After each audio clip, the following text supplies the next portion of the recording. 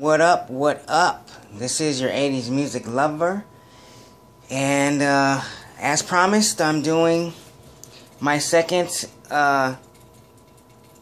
video on one of my other hobbies, as you can see before you, comics. I am a comic collector. I have been for quite some time. It's not my first love as far as my hobbies. I love collecting music, but this is something I like to do when I like to get away from music and do something different. So I want to share with you guys my Firestorm The Nuclear Man, so the Fury of Firestorm The Nuclear Man comic book collection. Like I said in the first video that I showed my Marvel comics and some DC and some other Top Cow and other publishers, I explained some history. And if you just see in this video and not the other one, I've been collecting ever since I was in junior high, 7th grader. I'm not going to say what year that was, but you know, I'm well into my man years now. And still enjoying the comics, still love them, still collect them. Have slowed down quite a bit. If you want to hear more history on my comic collection, and you know, there will be a lot more than what you see here. Not really particularly this video, but my previous one, I would have a whole lot more if I had stayed with it. But like I said, the history and story behind that is in that first video, so you have to check that out to catch that story. But here I'm featuring and showing and sharing with you guys my Firestorm The Nuclear Man collection. He's always been with DC. He was one of my favorite DC characters back in the early 80s, and still is today. I don't know if they're still going on with Firestorm in 2014 with DC. Don't know if his story died off or what happened to him, because I'm not collecting anymore. But just wanted to show you guys. This is Firestorm, the Fury of Firestorm, the Nuclear Man issue. What you see, issues number 1 all the way through number 56. The first 56, you guys. There's somebody out there who is a Firestorm fan who is impressed by what they're seeing here, who really likes it, and I'm sure there's somebody out there like, wow. Some people out there like, okay, I got that, or yeah, Firestorm, big deal. You know, he never crossed over in it. Too many big events. Never made it into any movies. Never made it into any video games as a fighter. But I always thought he was pretty awesome, as he controlled like all 4 of the earthly elements, and he was pretty cool looking character too. We had like fire for hair and all that, and he could fly. You know, he was pretty neat, pretty cool. I liked his colors, orange and yellow, and the white bandage looked like he's always been like he got beat up or cut up, and he's always wearing bandages across his chest. But that's not. That's part of his uniform. You know, as you can see here. See, he has those bandages across there on his chest. But that's his uniform. Those are not first aid bandages, you guys. So let's show you guys issue number 1, where it started it all. Okay?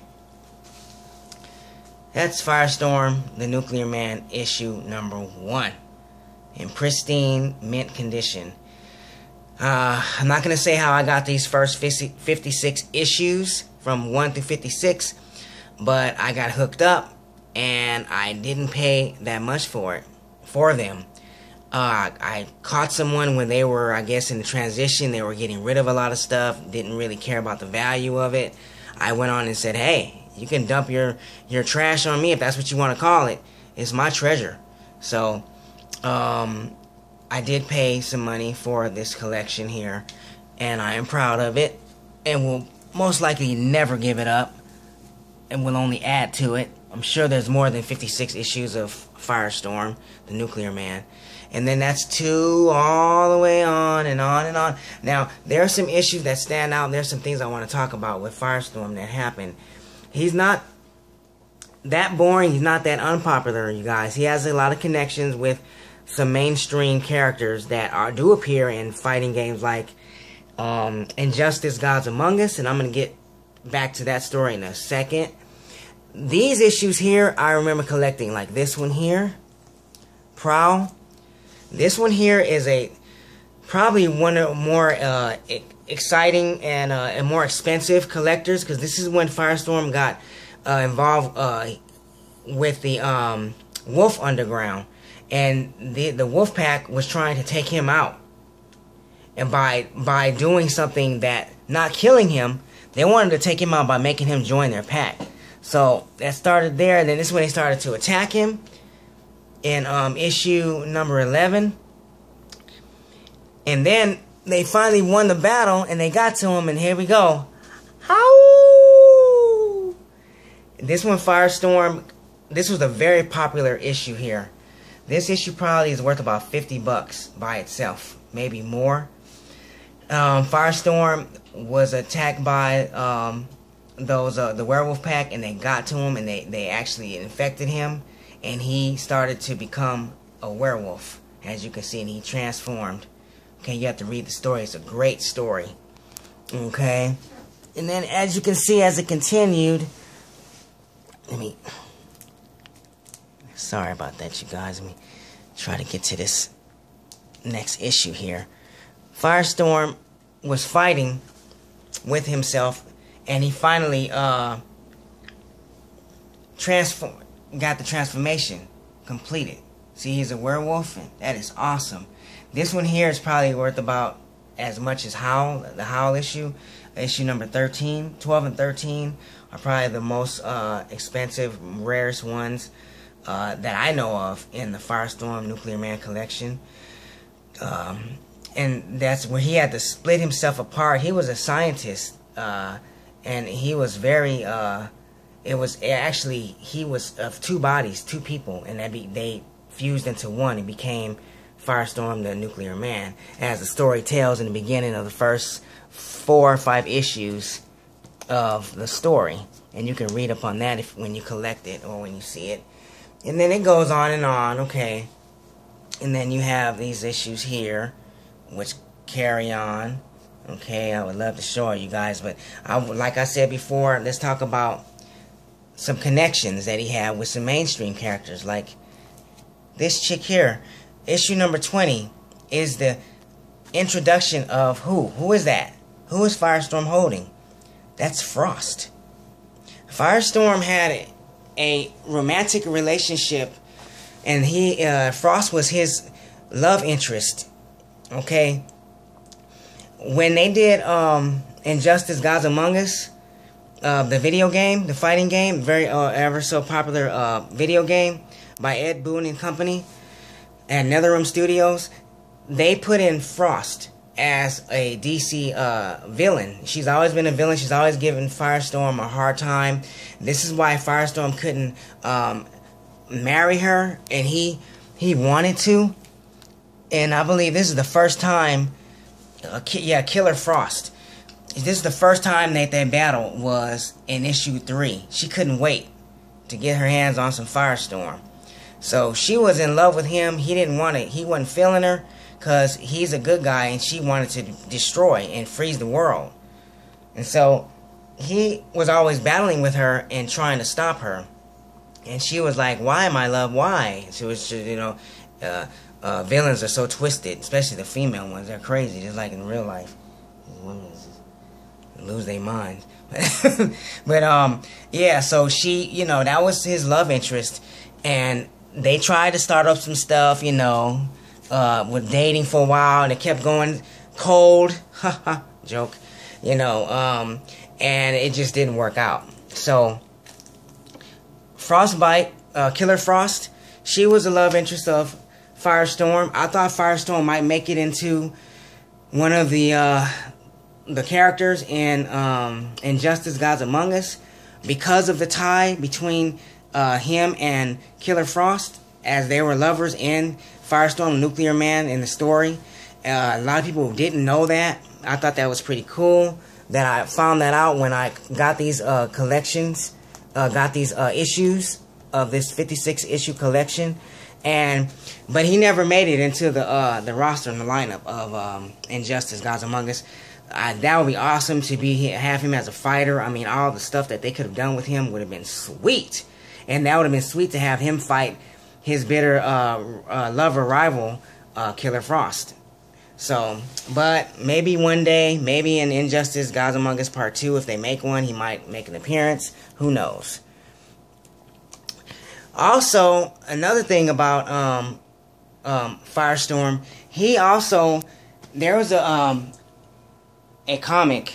It's an anniversary or limited edition by DC, and he's actually on the cover fighting Superman.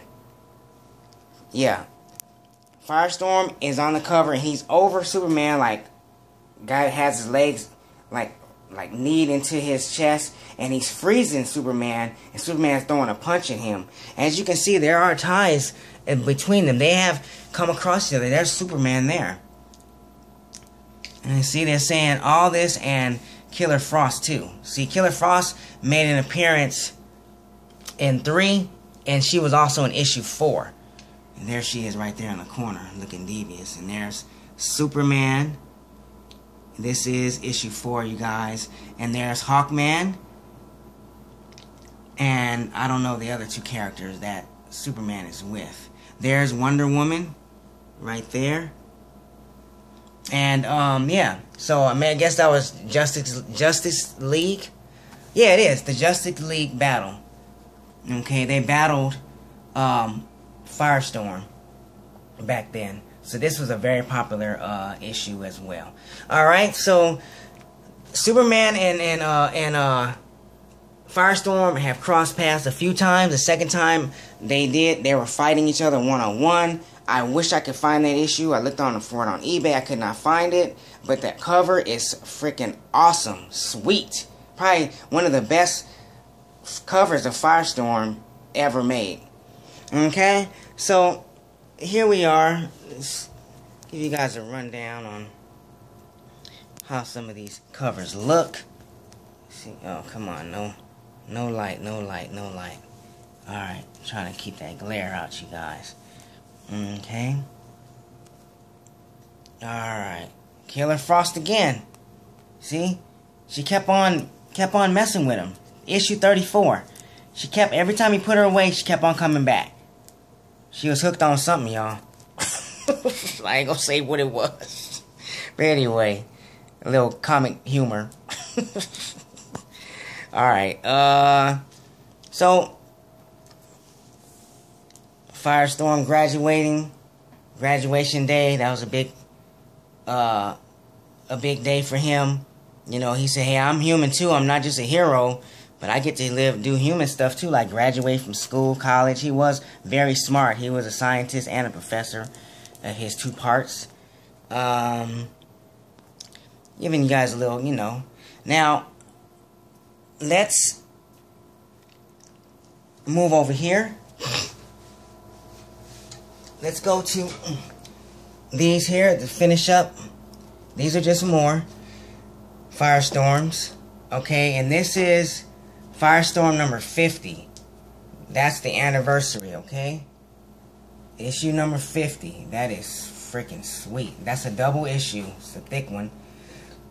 Okay? And, haven't read that one yet. I'm gonna read that one someday. And then we move on, 51, and so on and so forth. Okay, let's look at this one, how this one looks. It looks like Mr. Fantastic, but it's not. It's somebody else. See, they changed the way that he wrote Firestorm since issue number 50. See, it was written like that. And then, see? And then he started writing it like this. From issue number 50 and on. And then this is issue number 51. You guys. See? Firestorm, Nuclear Man. He wrote it differently. And then so on and so forth. And then on, you know, and then they kept on writing it that way. That's how the editors and creators wanted to change his look a little bit. And then they got this Legends here. 55, they changed it up a little bit and just called it Firestorm. on this issue here. I don't know if that's a special edition or something. And then here we are back to Firestorm. It says Legends, but it's still number 55 and issue number 56. And that's the last issue I have of Firestorm in the series. And then I have these annuals. It says 1983, number 1. Annual number 1. Okay, it's a different cover, as you can see. He's fighting some kind of moon cosmic guy there with, well, I forgot her name, Firebrand or something like that. She was a partner of his. And then it goes back to another annual. It's an annual number 4. Okay, that was number 1. It's annual number 4. And then went back to writing it the way they did in the first anniversary, number 50. Alright. So there you go. That's my Firestorm, the Nuclear Man. The Fury Firestorm, Nuclear Man. Hope you guys enjoyed this showing of my comic Firestorm collection. I had a lot of fun showing it to you guys. And stay hot and cold. Alright. Joke, joke, haha. You know, fire and ice, Firestorm. Alright, peace out, you guys. Have fun. Keep on collecting them comics. Later.